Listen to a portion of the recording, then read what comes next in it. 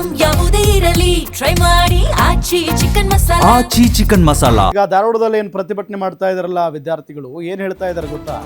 ನಮಗೆ ಊಟನೇ ಬೇಡ, ಉದ್ಯೋಗ ಕೊಡಿ, ನಮಗೆ ಊಟ ಬೇಡ ಉದ್ಯೋಗ ಕೊಡಿ ಅನ್ನೋ ನಿಟ್ಟಿನಲ್ಲಿ ಕೇಳ್ತಾ ಇದ್ದಾರೆ.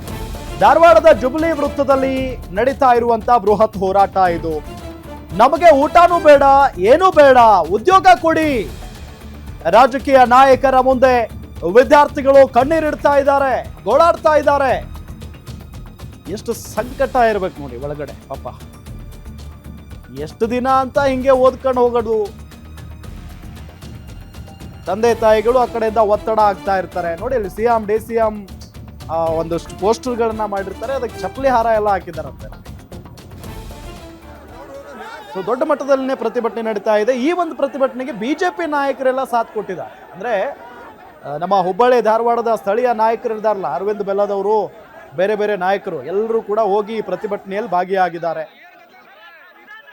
ಸೊ ಅವ್ರ ಮುಂದೆ ಹೇಳ್ತಾ ಇರೋದು ನೋಡಿ, ಅಲ್ಲಿ ನಮಗೆ ಊಟ ಬೇಡ, ಏನೂ ಬೇಡ, ಉದ್ಯೋಗ ಕೊಡಿ ಸಾಕು ಅಂತ ಹೇಳಿ. ಸೊ ಅವರನ್ನ ಸಮಾಧಾನ ಪಡಿಸುವಂತ ಕೆಲಸವನ್ನ ಬಿಜೆಪಿ ನಾಯಕರು ಮಾಡ್ತಾ ಇದ್ದಾರೆ.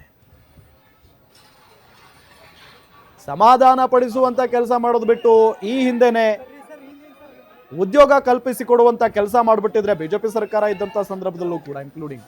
ಸೊ ಅವರು ಈ 1 ಲಕ್ಷ ಅಥವಾ 1.5 ಲಕ್ಷ ಈ ರೀತಿಯಾದಂಥ ಉದ್ಯೋಗ ಕಲ್ಪಿಸುವಂತ ಕೆಲಸಗಳನ್ನ ಮಾಡಿಕೊಟ್ಟಿದ್ರೆ ಇಷ್ಟೆಲ್ಲ ಸಮಸ್ಯೆನೇ ಆಗ್ತಾ ಇರಲಿಲ್ಲ.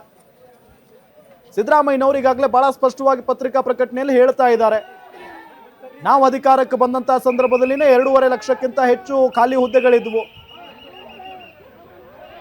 ಅಂದ್ರೆ ಬಿಜೆಪಿ ಸರ್ಕಾರ ಇತ್ತು ಆಗ, ಇವರು ಏನು ಕಾಲ್ಫಾರ್ಮ್ ಮಾಡಿರಲಿಲ್ಲ ಅನ್ನೋ ನಿಟ್ಟಿನಲ್ಲೆಲ್ಲ ಈಗ ಸಿದ್ದರಾಮಯ್ಯನವರು ಹೇಳ್ತಾ ಇದ್ದಾರೆ. ಸೊ ಈಗ ನೋಡಿದ್ರೆ ಬಿಜೆಪಿ ಅವರು ಅದೇ ಆ ವಿದ್ಯಾರ್ಥಿಗಳ ಬಳಿ ಹೋಗಿ ಕೂತ್ಕೊಂಡು ಅವ್ರ ಜೊತೆಗೆ ಸಾಥ್ ಕೊಡ್ತಾ ಇದ್ದಾರೆ. ವಿದ್ಯಾರ್ಥಿಗಳು ಯಾರನ್ನ ನಂಬೇಕು ಪಾಪ. ನಿಮ್ಮೂರಿನಿಂದ ವಿಶ್ವ ಮಟ್ಟದವರೆಗೆ ರಾಜಕೀಯ, ಸಿನಿಮಾ, ಸ್ಪೋರ್ಟ್ಸ್ ಯಾವ ಸುದ್ದಿಯೂ ಮಿಸ್ ಆಗಲ್ಲ. ಬರೀ ಸುದ್ದಿಯಷ್ಟೇ ಅಲ್ಲ, ಜೊತೆಯಲ್ಲೇ ಇರುತ್ತೆ ವಿಶ್ಲೇಷಣೆ. ಗ್ಯಾರಂಟಿ ನ್ಯೂಸ್ ನ ಸಬ್ಸ್ಕ್ರೈಬ್ ಮಾಡಿ, ಫಾಲೋ ಮಾಡಿ, ಕ್ಷಣ ಕ್ಷಣದ ಅಪ್ಡೇಟ್ಸ್ ಪಡೆಯಿರಿ.